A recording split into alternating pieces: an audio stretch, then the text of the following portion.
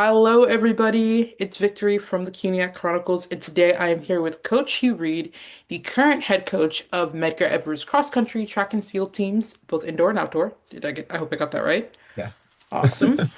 So today we are going to be just talking about your career, especially within the CUNYAC and your impact on CUNYAC track and field. So first, if you could, please just list your name, the school that you currently coach, and what sports you coach in. My name is Hugh Reid. I am the head coach for men's and women's cross country, track and field for Medgar Evers College. Awesome.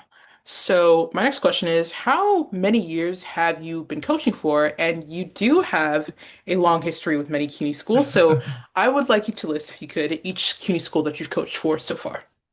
Okay, so I started out coaching at City College, and I was at City College from 2010, I believe, until 2016, 17, somewhere around there. And then I went to Lehman College. And I was at Lehman College from 2017, 16, 17-ish, 17, I guess, until about 3 years ago. And then I came to McEvers. Right, so that puts you in Medgar Evers around 2022, 23-ish. Awesome. Okay, so my next question, again, going back to your CUNYAC history. So since you've been mul part of multiple CUNYAC teams in the past, and you've been very influential in many athletes' growth and, shaping our conference's track and field history. How do you think your coaching philosophy and style has evolved with each team in each school? Well, I try to take the same approach, right, in terms of um, my coaching background and philosophy. I'm an athlete-centered coach. I'm an Olympic certified coach. So for me, it is just basically try to bring the best out of your athletes no matter where they are. You meet them where they are and you elevate them. So it's not about changing my philosophy because the students are the students. They look for the same guidance, the same um, have the same work ethics. And so you sort of just, you know, you do what you have to do for each individual student to get them where you need to go. I mean, the goal is the goal at the end of the day. Everybody wants to win, everybody wants to run fast, everybody wants to throw far, everybody wants to jump far. So, um, and they're all competitive. So there's no reason for me to have to change who I am or how I approach things. The reason we're successful is because my approach works. So, um, I don't know if I've changed it. No, I mean, each CUNY school, of course, is unique, but each student, you know, especially as an athlete, you've got that drive and potential that, you can really see in them, and nurturing that is just so important. So, back to your time at CCNY, since you coached there for about 6 or 7 years. And Definitely. you mentioned different athletes, with one of them being Paul Dedewo, who is Yeah. part of the U.S. track and field's relay pool team. Yes. So, you know, touching back on him, if you can remember, what I was it do. like coaching an athlete like Paul's caliber? Well, it's funny because you all say Paul's caliber, but like, what does that really mean? Um, when I first got to CCNY, Paul was the reigning rookie of the year. Um, it was my first year at CCNY, and he was a sophomore. And I remember distinctly when I got the job and I came in, I was like, okay, well, look, boom, boom, boom, this person, that person, the next. And there we go, we're going to nationals. And everybody looked at me like I was crazy. And I was like, have you seen the numbers? Like, we're going to nationals. And I remember the first race during the cross country season, Paul tried to shy away from all the workouts and all the everything. Like he would, I want to do it, but not fully commit to doing it. And I guess a lot of that had to do with the trust between building a trust between athletes and coaches and new people coming into your program and the various changes that City had. Um, but I was very clear with the team. This is what my goal is. This is what we're doing. This is how I was going to get it done. And if you don't want to do it, then guess what? Bye. And Paul stuck it out. Um, and he didn't run cross country, but when indoors came, you could see he was doing all the things on the side. And when we finally did get to the first meet indoors, he qualified for nationals. And I was like, see, I told you, if you just follow what I'm telling you, it'll happen. And he spent a lot of time doubting, like, that can't be real. Like, I'm not that fast. And I'm like, you know, you are, and we'll get you faster. And as the season progressed, we did just that. Um, by the time he was a junior, he had already bought into everything that we were going for. If I said, this is what you're doing, I remember distinctly the CUNY Outdoor Championships, his junior year, I believe it was. I don't know. I won't mess the year up, but I remember the outdoor championship. Paul won, oh gosh, the 100-meter hurdles, the 400-meter hurdles, the 400, the 200, the 4x4. Like, it was so many events that he won. And that was the first time that we had, um, we had been to, like, gone to nationals, and they were having an athlete of the year conversation, and the whole country was talking about Paul. And we weren't eligible for the award because we hadn't paid the fees to join the conference, like, the NCAA regional conference. So somebody else won. And when I got back, I was so upset. And I went off and I was like, we can't do this to the athletes. Like, they work so hard and they deserve it. The accolades are there and everybody knows them. Paul was an All-American, the best in the region, and wasn't the athlete of the year for the region. Very next year, Thierry Deasango was on my team, and we worked so hard to rebuild Thierry and get his knee and everything back where it needed to be, and to really get him focused on trying to execute because he was fast. And Thierry demolished everything, broke all types of records, broke CUNY records, and went on to be not just an All-American, he had the fastest time in the country. And he ended up being the first to win the athlete of the year for our region for the school. And it was just one athlete after the next. The thing is, when you have quality athletes, iron sharpens iron, and they come. When you know what you're doing, people come. And when you have a reputation, not just as a great coach or a good coach, but also as like an athlete yourself with a great resume, people know that you know what you're doing and know that you're capable of coaching their kids to greatness. They send their kids. I used to get out and run with them, and drag them around the track with me, and sort of just like push them. If I'm older than you and I can do it, you could do it.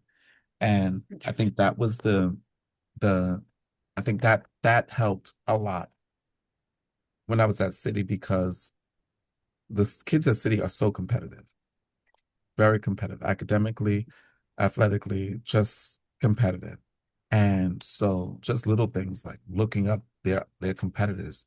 And then they would come back with strategies like, hey, coach, I saw this and this person did this and that person did that. And it made you stay on top of your toes and on top of your game, because you didn't want them to um, ask you a question and you didn't know the answer to it. And you want to be able to help navigate, especially young athletes, through what's important, what's not important. So if you're focused on you, you don't really need to be focused on the other person. We're going to see them when we get to nationals. We're going to see them when we get to regionals. Make sure you put the goal out there and then you go for it. At that point, there wasn't a regional championship. It was ECACs was the top. And then after ECACs, you go to nationals. Um, and like Paul won ECACs, Thierry won ECACs. Like, all of my top athletes have competed and medaled at the ECAC and regional level. On like the women's team, we had so many great athletes as well. So it's not just that, we dominated the men. Like, it was one of those things where we had a balance, a men's team that was phenomenal, a women's team that was phenomenal. I had athletes like Leah Dawkins, who broke all types of conference records, most points ever scored by probably until this year with Brianna, like most points ever scored by an athlete at a championship. Um, and she made the Hall of Fame. She has like tons of records. Like, I had a lot. I was blessed to have a lot of great athletes who were smart, talented, and hardworking. Yeah. Mm. Great word about that. I mean, obviously with Paul, unfortunately he didn't get Athlete of the Year, but you can see in his career trajectory now, he's gone on to the USA's track and field pool, and he did go on to the World Championships, I believe, in 2017 or 2018, where I'm pretty sure he won gold. Go remembering for that it. off the top of my head. But, as you said before, we can see a lot of like what you've done with CCNY is starting to happen at Medgar Evers. And I think for a school like them with their caliber of track athlete, it's just the roots are there and then the flowers are just starting to bloom. Which leads me to my next question. So Medgar Evers, of course, they won their first indoor track and field a few years ago. And since then, Sunday night, they just won back-to-back titles again for the second or third time. And so I just wanted to ask, what was it like being there? Obviously, the athletes are, there's so much euphoria and joy around winning the title, but seeing that team, coaching them to their very first indoor title, what was that like? What were you feeling? Our first indoor title a few years ago. Um, Well, no, I mean, not first, but like back-to-back. well, Again, this is the since you third. repeated, I think you're This is third. the third in a row Yeah, for you're both the men third. and the women, and it's a good feeling. It's not my first time doing a hat trick, so Not your um, first. I know. You're not new to this. You're true to no, this. no. So like at City, I had like, oh gosh, 7 or 8 in a row, something 7 in a row. You've And won a then lot. yeah, and then when I got to the Lehman, I mean it's been a lot. But I think what's so special about these moments are that the students, like all students, they set goals for themselves. They don't want to be the team that lost or broke the tradition or didn't make history, and they put a lot of pressure on themselves and each other. And I think sometimes people think pressure is a bad thing. I don't think pressure is a bad thing. I think it builds character, right? Pressure makes diamonds. And so at the end of the day, you've got to find a way to navigate the pressure, figure out how you turn that nervous energy into something positive. My kids work really hard, on the track, off the track. Um, and this wasn't the ideal year for us, right? Um, we have a lot of we had a lot of just various things happen that we hadn't planned for. But I always have a plan for a backup plan, another plan, and another plan. So, despite the fact that it wasn't the ideal year, it never really is, especially in this conference. You can't, in the sport, you can't, um, you have to learn to expect the unexpected. And I think at the end of the day, my team was able to harness into the core fundamentals of track and field, right? Run fast, jump far, throw further. And if you focus on that and everything else will fall into place. Like we practice, and we don't have facilities and things like a lot of people may think we have no track, we're in the gym, like most high schools, or some people may think like we've got a grandiose facility. But you don't need one of those when you have you know, fundamental skills and talent and hard work. You can create workouts and create um, opportunities for yourself. And that's what our kids do. They've got spunk and they've got, hard work and grit. And when we put that to work with, the X's and O's or the programs that I write up and what have you, and they execute, I kind of know where we're going. And we had people that were like 6 seeds that stepped up and finished fourth and third. We had people like Brianna who came out and took one jump, broke the school record. And I was like, you're done. Moving on to the next event. So it's like when you know what the goal is and you have something set out for yourself and you believe in yourself and you have that confidence, then you can go out there and you can achieve anything. A lot of times, track and field is not just about how fast you are or whatever. It's really about how well you can manage the mental aspects of the game. And I think our students have come through so much that for them, they're able to do that. And it's not just here at Medgar. The kids that I had at Lehman, it's the kids that I had at City. They were and still are, even after graduating, and moving on, still mentally tough and mentally strong. And it blesses my heart as a coach to see that, um, even after I've left and moved on to another school or they've graduated, I get the phone calls about, their kids and their, baby showers and the weddings and, their events that they throw and the different things like that. And you still see the confidence that you instilled in them when they were athletes. You still see the hard work and the mentality that you built. that, winning mentality. You still see it with them as they've gone on. I was just saying that I think that I've instilled in them that drive to win and that hard work and discipline. So no matter where they are and where they go, they tap into that and, and they succeed. All right. That's an amazing answer. Thank you so much. So that's all we've got for today. Mhm. But do you have any final words for the audience, for your team, former athletes, anyone, family? Um, I think part of being a coach is creating a family atmosphere. My team, my kids, they all know that. Um, that no matter where they go, that we're always connected, regardless of the school they come out, they support.